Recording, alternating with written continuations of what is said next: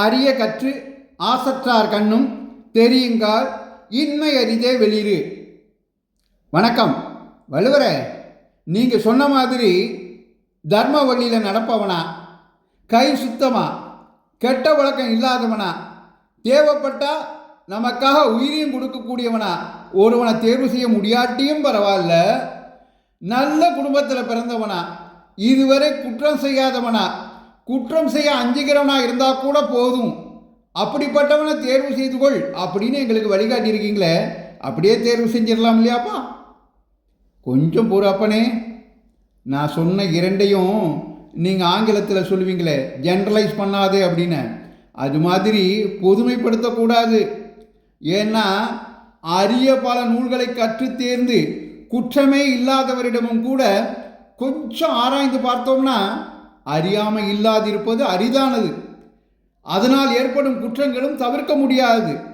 அதனால் இந்த நிலைமையும் மனசில் வச்சுக்கிட்டு அதுக்கு தக்கன ஒரு செயலுக்கு ஒரு நபரை தேர்வு செய்யணும். அந்த அறியாமையையும் அதனால் விளையும் குற்றங்களையும் எப்படி சமாளிக்கணும்னு நாம் தெரிஞ்சு வச்சுக்கணும். இதைத்தான் அரிய கற்று ஆசை அற்றார் கண்ணும் தெரியுங்கால் இன்மை அரிதே வெளிருன்னு தெரிந்து தெளிதல் அதிகாரத்தில் 503வது குறளாக எழுதி வச்சேன்.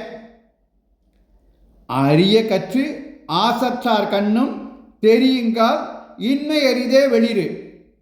யானைக்கும் அடிசருக்கும்னு சொல்கிற மாதிரி எப்படிப்பட்ட படித்த பண்புள்ள நபரிடமும் ஆராய்ந்தா ஏதோ ஒரு அறியாமையும் அதனால் விளையும் குற்றங்களும் இருக்கத்தான் செய்யும். அதை எப்படி சமாளிக்கிறதுன்னு நீங்கள் தான் யோசிச்சுக்கணும்னு எங்களுக்கு அருமையாக வழிகாட்டிட்டீங்க. நன்றி வள்ளுவரே.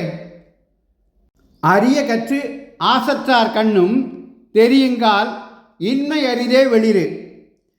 இந்த பதிவு உங்களுக்கு பிடித்திருந்தால் மற்றவர்களுக்கும் பகிருங்கள். தொடர்ந்து திருக்குறள் தெளிவோம் பகுதியை கேட்க பாரதமணி திருநாடு சேனலை பின்தொடருங்கள்.